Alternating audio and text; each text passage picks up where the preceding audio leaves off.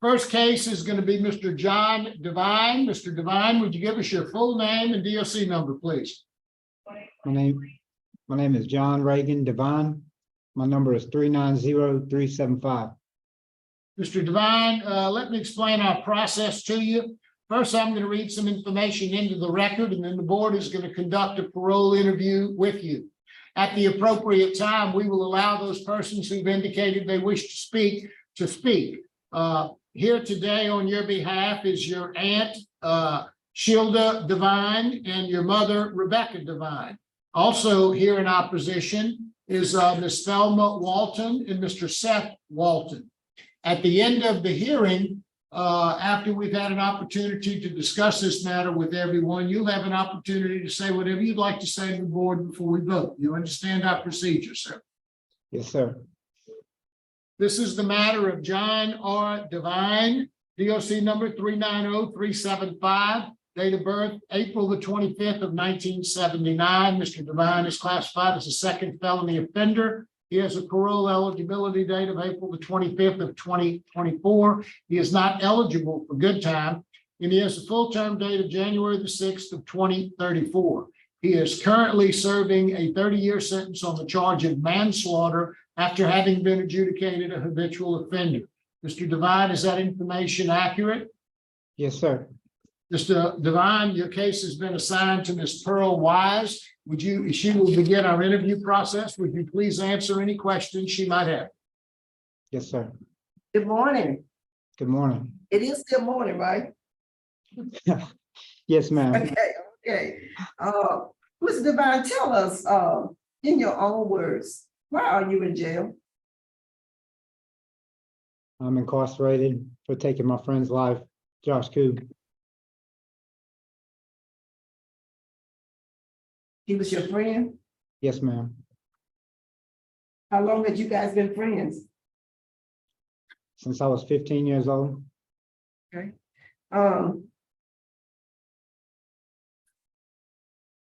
Do you remember what happened? What was going on? Take us back there. Yes, ma'am. That day,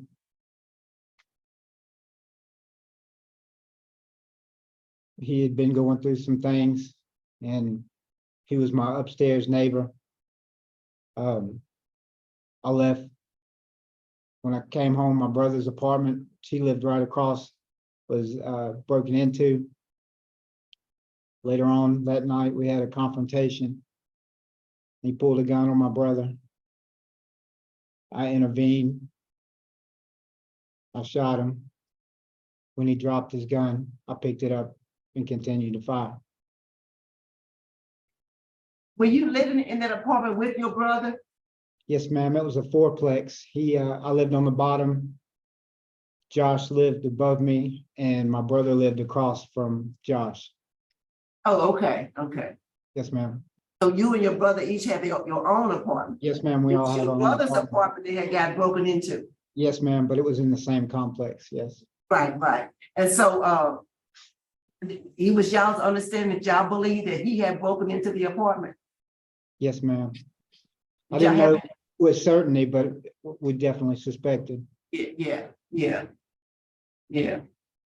Okay, it was just so unfortunate. And we do have a statement from your brother on his his side. He did send a letter. I'm sure you're aware of that. Your brother sent a letter. Yes, An ma'am. opportunity to read.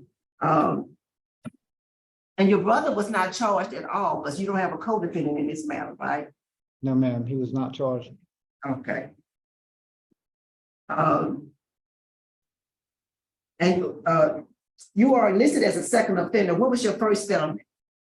It was felony theft. Oh, what was that about? That I was young and wild, and I took the bank bag from a Sam Goody store, and I was initially charged with armed robbery, but it was never a robbery. The person I robbed knew I was robbing him, so I eventually pled guilty to felony theft. Yeah, that supervision was terminated satisfactorily Yes, ma'am. 1999. But you did have some other assault charges, and assault matters, battery matters, and drinking in the public, and possession of alcohol, possession of marijuana. Yes, ma'am. So tell us about your drug and alcohol history. What age did you start using? I started around 15, And using what? smoking marijuana, and then I ended up taking pills and drinking, and I was between moderate to pretty regular use, Of what? mainly marijuana, but and also alcohol. Have you had any treatment for that? Yes, ma'am. I went to a rehab on the street, and I've participated in 12 steps AA. I'm currently in Living in Balance and Celebrating Recovery. Okay, enrolling those now, okay. Yes, ma'am. And I see that you got your certificate of barbering, and you've been cutting hair since you were like 15. Yes, ma'am. But you've done that. And you also got another trade, huh? What was the other trade? Vocational degree in carpentry, Okay. but my passion has definitely been cutting hair. Okay. And what do you do every day besides the barbering in the prison? Is that it? I have a really two jobs. I'm an orderly. I clean, I pass out laundry, and also am a barber. Okay, and you also cut hair, okay. Yes, ma'am. Well, I do have in my notes that I thought you completed, but I saw it one while when you're on supervision. You got revoked for I say you had poor supervision overall. Were you on supervision when you committed this offense? No, ma'am. What? Okay. How long had you been off supervision? You remember? I cannot remember, be honest with you. Okay. Looked like it was we had a 6-month DA probation in 2001, in April 18th of 2001. Well, in 17 and 2002. How would you say you did under supervision? I had my problems, but I was just I was a kid, you know. I was trying to navigate the system, you know, try to figure my own self out, I guess.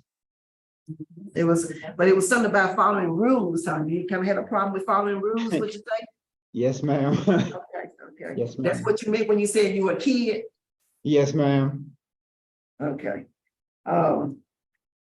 We've all been kids at one time in our lives. Tell me about your education besides your trades. Do you have a GED? I do have a GED. When did you get that? 1998. Were you in prison or on the street? I was on the street. Good. So you were 25 when you got this sentence, right? I was 24, right before my 25th birthday. 24, okay. Yes, ma'am. And I'll call out for the record how long you served on this 30-year sentence. Almost 20 years in January. Okay, and how old are you today? I'm 44 years of age. 44 today. Let's talk about your write-ups. In these almost 20 years, how many write-ups have you had? I had 4 write-ups within a 2-year period between 2018 and 2020. Yeah, so that's what I'm showing. And your last one was May 5th of 2020. That was a fight. Yes, ma'am. Tell us about that.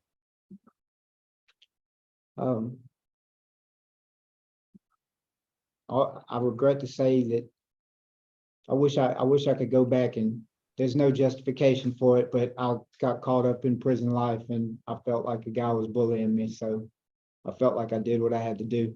I wish I could have handled it differently. Okay. But it looked like it did end, huh? Yes, ma'am. And I see you've had quite a bit of loss in the last year now. my sympathies to you, the loss of your father and your grandfather the last few years. I'm just glad to see that it's not reflected in your write-ups. So you managed to handle the grief in a way that didn't result in write-ups. I want to commend you for that. But oftentimes, that's not the case. And if you're successful today, you plan on Rouge and getting totally away from Shreveport. Is that correct? Yes, ma'am.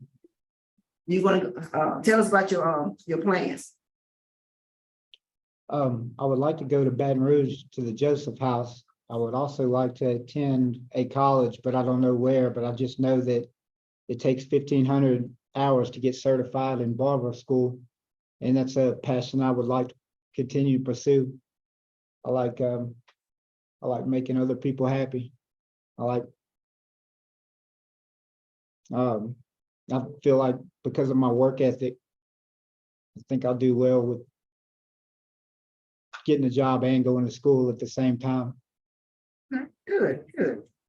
I saw that you've taken victim awareness. Yes. Tell us at least 3 things that you learned in victim awareness that you didn't already know. Well, one thing is about the ripple effect and how actions cause reactions. I think the biggest takeaway from that course was empathy and learning to put yourself in other people's shoes, and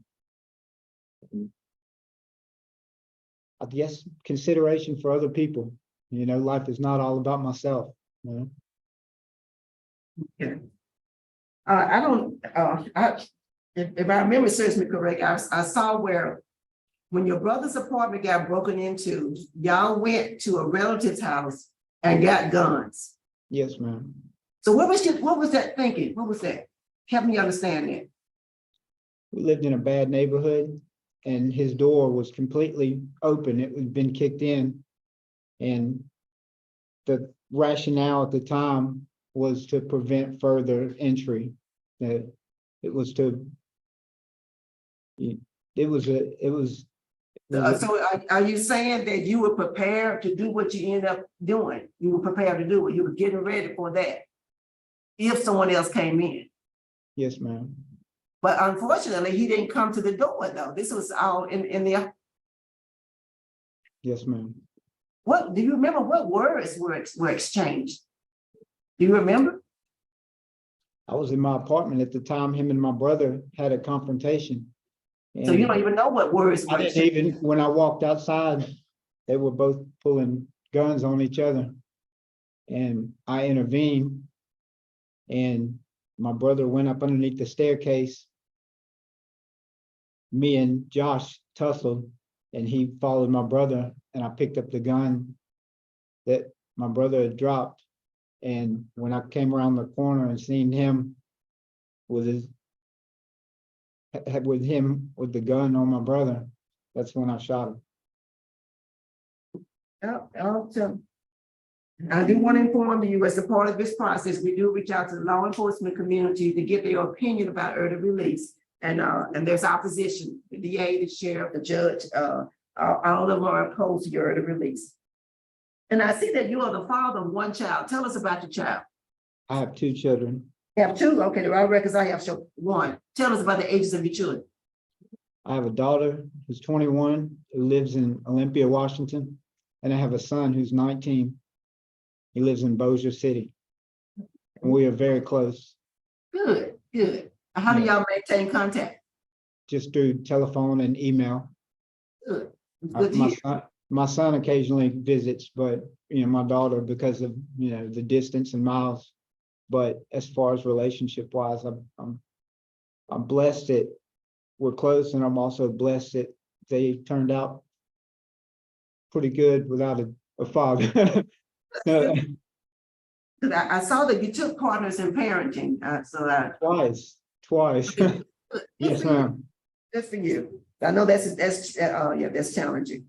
Okay, that's all I had. I'll just sit back and listen. And I have one. Mr. Freeman. Mr. Devine, I saw you had 3 contrabands in a row, and I know you had a lot going on. And what were the contrabands? The first one was 2 plastic vials. I had an indoor hobbycraft. I couldn't explain where I got them, so it was a misunderstanding, I think. But after I caught the first write-up, it just, because of my state of mind and I was depressed, I think it became easier and easier for me to just become acclimated to prison life. And I know there's no justification for that, but that is my rationale, you know? Yeah. So what, was there any drugs involved? Yes, my 3rd contraband, I failed a drug test for amphetamine. Madam, I was working out, trying to feel better, and a guy offered me a pill and I took it and I failed a drug test. and, have you ever received any drug treatment? Have you gone to AA, anything like that? Yes. I'm involved in AA and I'm in a 12-step program. I'm also in Living in Balance and Celebrating Recovery. You're in that now, or you've taken? Yes.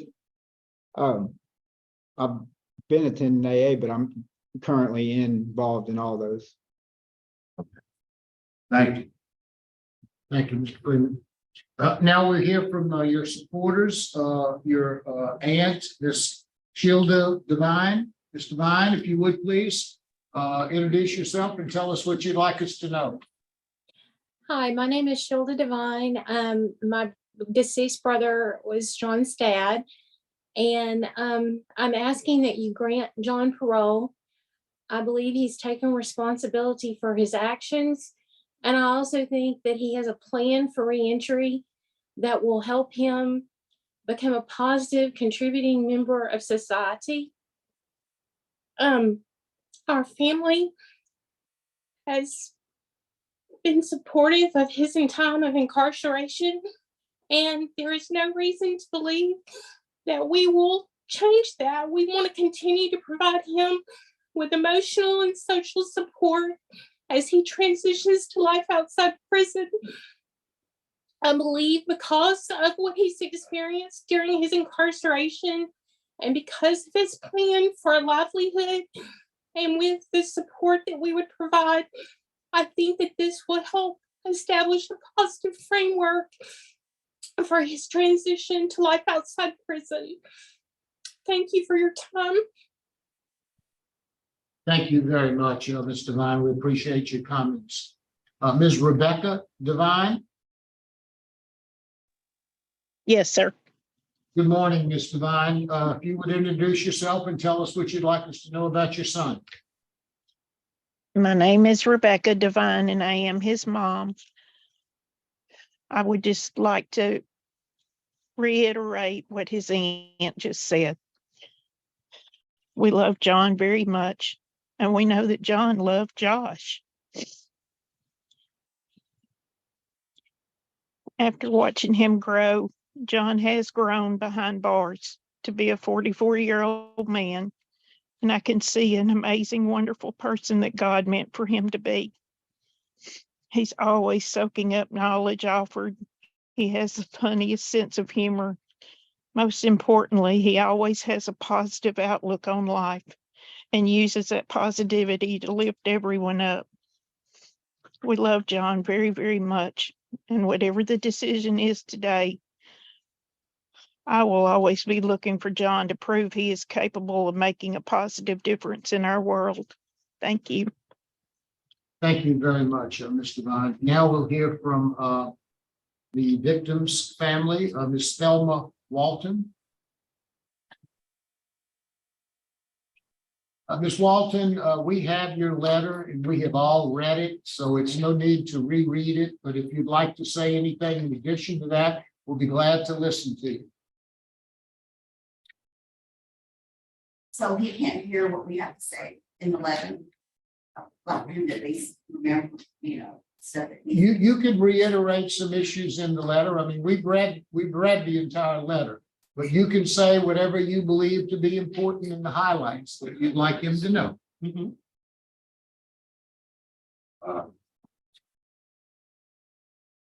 You know, it's just the whole, just like I said last time I was here, it was for a hard opinion. Nothing really changed from that. I'm sorry for everybody involved. I'm sorry for his mother, I'm sorry for his aunt, I'm sorry for his son.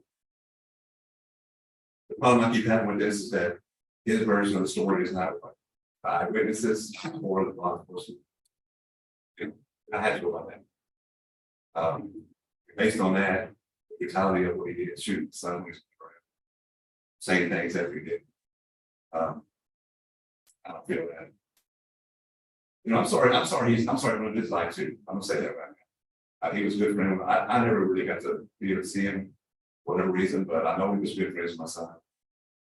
What happened that day, I don't know, but thinking for us is a permanent. You know, we got a life sentence for what he did. He, like he told y'all, he still gets to talk to his son. He still gets to have business with his son. Our son has a son that we had to raise that you get on the letter. He's never got to even see his dad. And that's a permanent thing. Same thing now, he has a granddaughter he's never gonna get to see.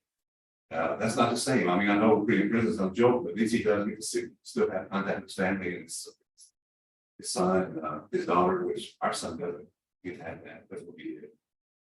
Like I said last time, I'm not supposed to talk to him. There's consequences for actions we take, and as hard as it is the consequences. But I believe our consequences are much worse. We've had to live all these years without him. It still hurts a lot. Example, I just bring it back like I just happened yesterday. We had to drive away from San Antonio here. I just found I had cancer just a few months ago. I got through with chemo. I know I'm not supposed to go anywhere, but my wife was so adamant about going to one person, and I just do the Zoom because we want y'all to see my witness and stuff. We felt like we made the effort to come over here, but we wanted everybody to know how much this still affects our life, and that's all we're going to say. Ms. Walton, if you wish to read that letter, you can read it. Well, I'll just like him.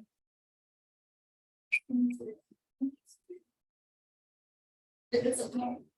Sure. Can you? Yes, ma'am. He'll be able to hear you. Okay. On May 30th, 2001, our son Josh was brutally murdered by John Devine.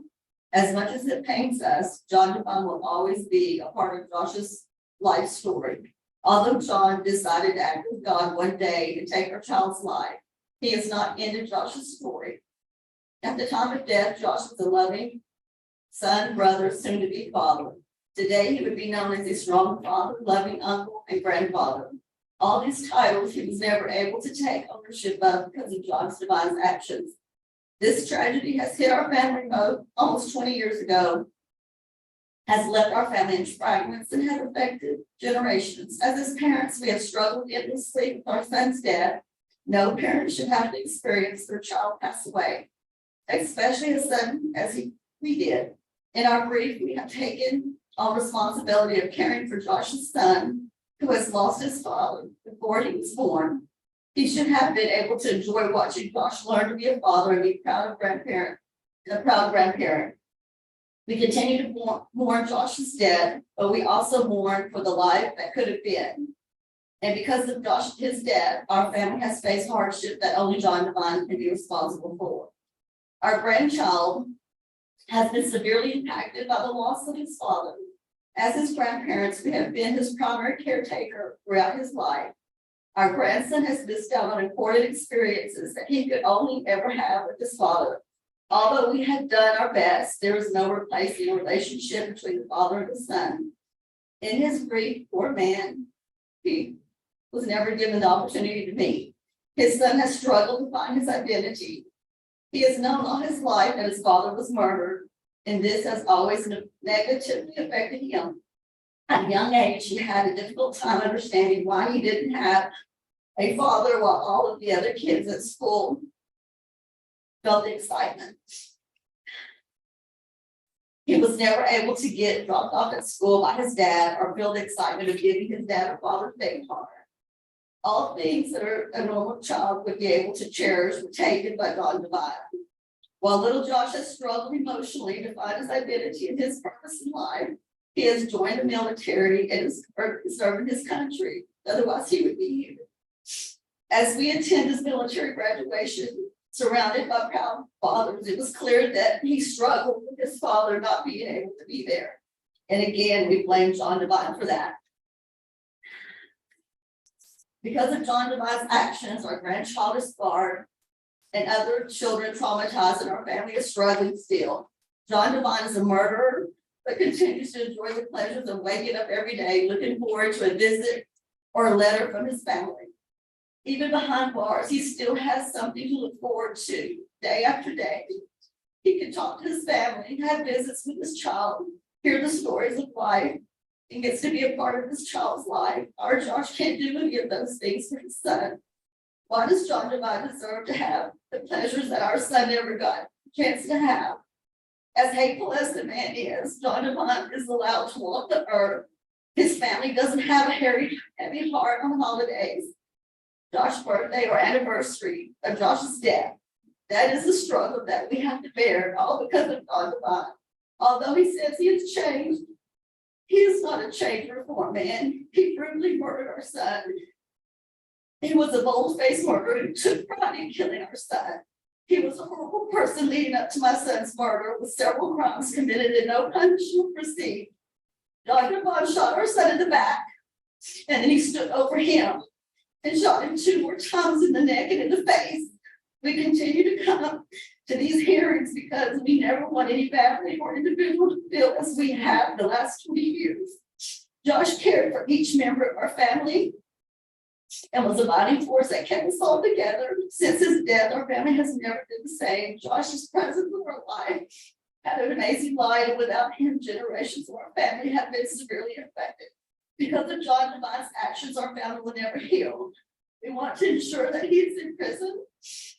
Anything less would diminish the pain in we and our family members have faced in the wake of losing Josh. We ask you to keep John Devine in prison and deny him any and all chances that would allow him to be released early. He was only given 30 years, where we were given a life sentence. We are aware that the appeals court has already denied him early release, and we pray you would do the same. I stand here before you today, traveling several hours to get here, as my husband's battling cancer, to the voice for my son. He's here, and my grandson, and the rest of my family to please do the right thing and keep John Devine where he deserves to be. Thank you for. Thank you.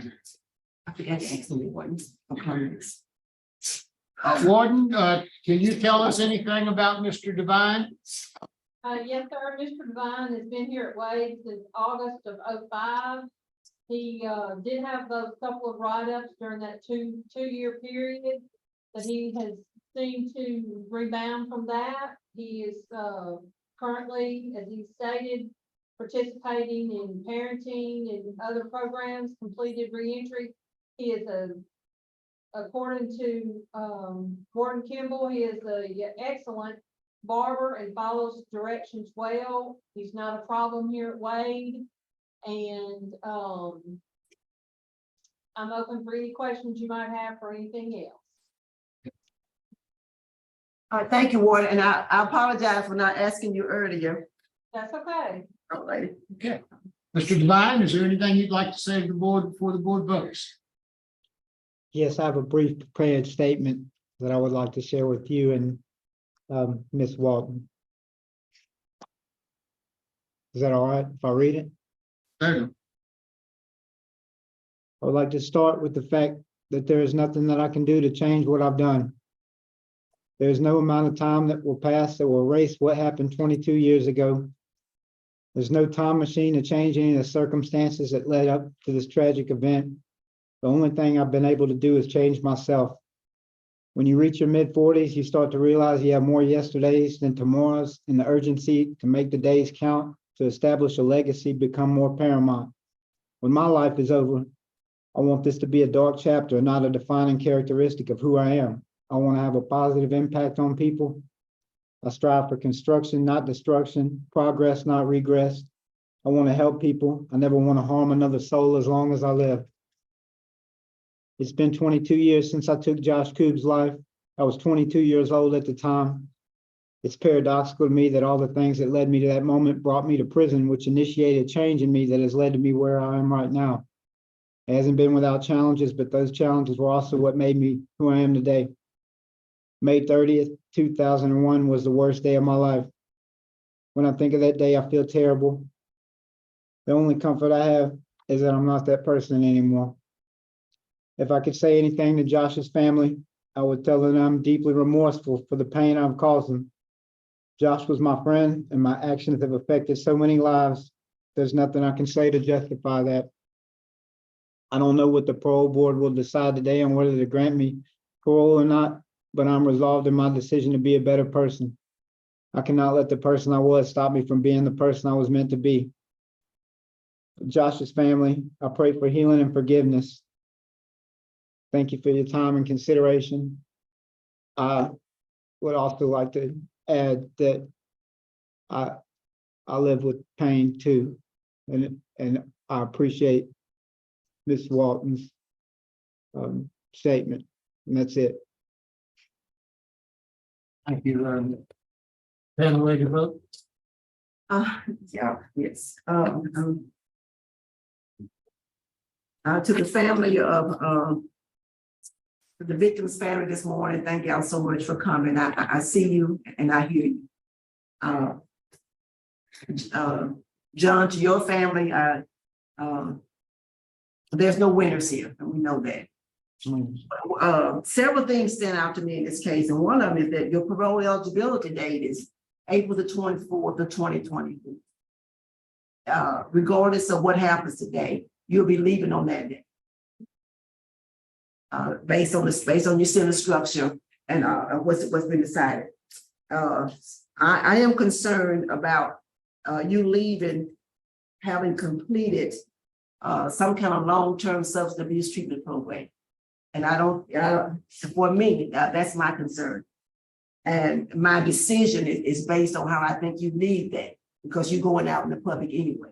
So my vote is to grant, after you complete a long-term substance abuse treatment program, which is about 9 months, and would take you to your parole eligibility date anyway.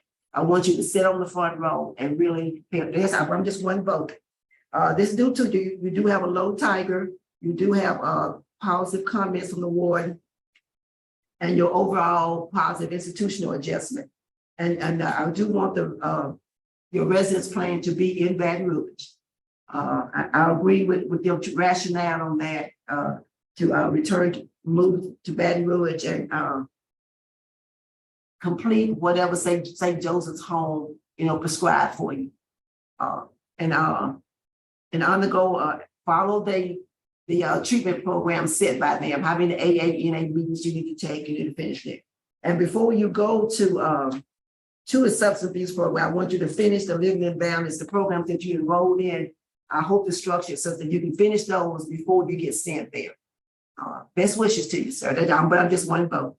Thank you, Ms. Musk. Mr. Freeman. This is a tough case. You were charged with manslaughter. You were habitual offender for the 30 years. You probably would be out already if you wouldn't be habitual offender.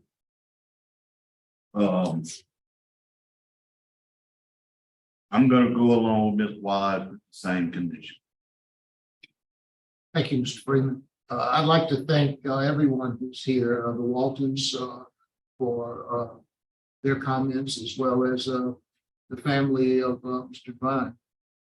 I've listened very intently to everyone who has spoken here today, and I have to say I agree with my colleagues. My vote likewise would be to grant conditionally upon your completing a long-term substance abuse program while in the Department of Corrections, preferably Steve Hoyle, the Steve Hall program. Also, as Ms. Wise pointed out, we want you to finish the program that you're in now. And once you are released, assuming that you accomplish those things and you are released on parole, that you follow all recommendations, including whatever number of AA meetings they require. You'll have to do those things. So that's the vote. You've been granted a conditional parole today. Good luck to you, sir. Thank y'all.